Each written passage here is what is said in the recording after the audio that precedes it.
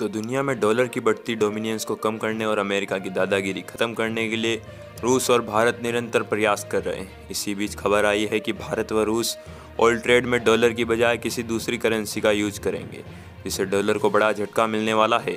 तो जानेंगे इस वीडियो में आखिर वो करेंसी कौन सी है जिसका उपयोग भारत व रूस ऑयल ट्रेड के लिए करने वाले हैं। उससे पहले अगर आपने चैनल को सब्सक्राइब नहीं किया है तो चैनल को सब्सक्राइब कर लीजिए और बेल आइकन पर क्लिक करना ना भूलें ताकि हमारे लेटेस्ट वीडियो आप सबसे पहले देख सकें। किसी दूसरी करेंसी में तेल खरीदने को लेकर भारत और रूस के बीच काफ़ी लंबे अरसे से बातचीत चल रही थी, लेकिन अब भारत सरकार के सूत्रों ने कहा है कि दोनों देशों के बीच व्यापार के लिए एक नए मैकेनिज्म पर बात बन गई है। दी प्रिंट की रिपोर्ट के मुताबिक इस मामले की जानकारी रखने वाले 4 सूत्रों ने कहा है कि भारतीय रिफाइनर्स ने संयुक्त अरब अमीरात की करेंसी दिरहम में दुबई स्थित व्यापारियों के माध्यम से रूसी तेल के एक बड़े हिस्से का भुगतान करना शुरू कर दिया है। डॉलर को इससे बहुत बड़ा झटका मिलने वाला है। भारत और रूस के बीच दिरहम में शुरू हुए ट्रेड से अमेरिकी करेंसी डॉलर को बहुत बड़ा झटका लगा है, क्योंकि अब चीन, ईरान और सऊदी अरब समेत कई ऐसे देश हैं जो अपने स्थायी करेंसी में व्यापार के नए तंत्र को विकसित करने के लिए आगे बढ़ रहे हैं। इससे बाजार में डॉलर की दादागिरी को बड़ा नुकसान होगा। रिपोर्ट के मुताबिक मॉस्को के खिलाफ लगाए गए पश्चिमी देशों के प्रतिबंधों को भारत मान्यता नहीं देता है। हालांकि भारत उन प्रतिबंधों का उल्लंघन भी नहीं करता है, लेकिन भारत और रूस के बीच पिछले साल से ही रुपया रूबल व्यापार मैकेनिज्म को बनाने पर बात चल रही है, जो अभी तक फाइनल नहीं हो पाई है। वहीं भारतीय बैंक और वित्तीय संस्थान रूस को किए जाने वाले भुगतान को लेकर सतर्क भी हैं, ताकि किसी भी तरह से पश्चिमी प्रतिबंधों का उल्लंघन ना हो।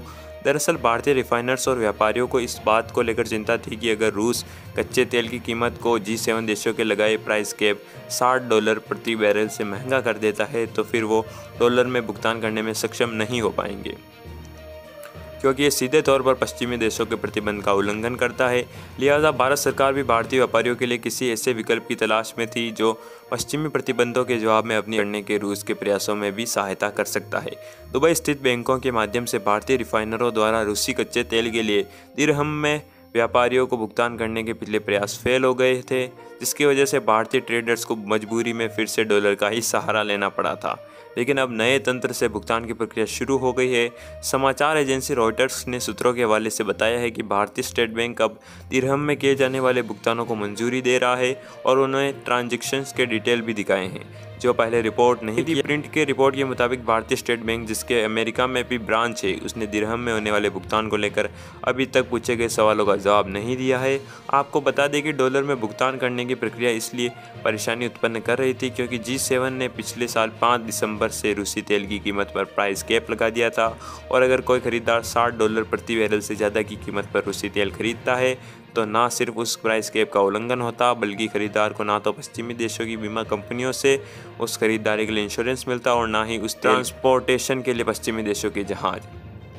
जबकि भारत और चीन ने अभी तक G7 देशों के लगाए प्राइस कैप को मान्यता नहीं दी है, फिर भी भारतीय कंपनियों के लिए डॉलर में व्यापार करना काफ़ी मुश्किल हो गया था।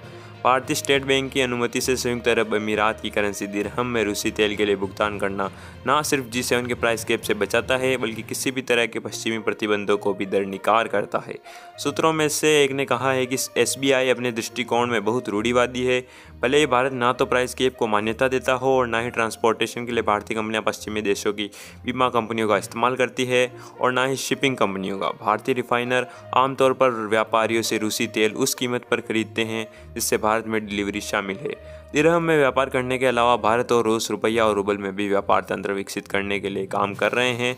4 सूत्रों ने कहा है कि भारतीय रिफाइनर शिपिंग के दौरान उत्पन्न होने वाले किसी भी जोखिम को कम करने के लिए रूसी तेल खरीद रहे हैं, और अब तक लोडिंग पॉइंट के पर जो कैलकुलेशन की गई हैं उससे पता चलता है कि भारत प्राइस कैप से नीचे का दाम देकर रूसी तेल खरीद रहा है।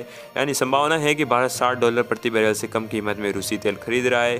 भारतीय रिफाइनर ज़्यादातर दुबई स्थित व्यापारियों से रूसी क्रूड खरीदते हैं, जिसमें एवरेस्ट एनर्जी लिटास्को शामिल है, जो रूसी तेल प्रमुख लुकोइल की एक इकाई है। अगर वीडियो आपको इन्फॉर्मेटिव लगा हो तो वीडियो को लाइक करें, कमेंट करें, शेयर करें और चैनल को सब्सक्राइब करना ना भूलें। जय हिंद।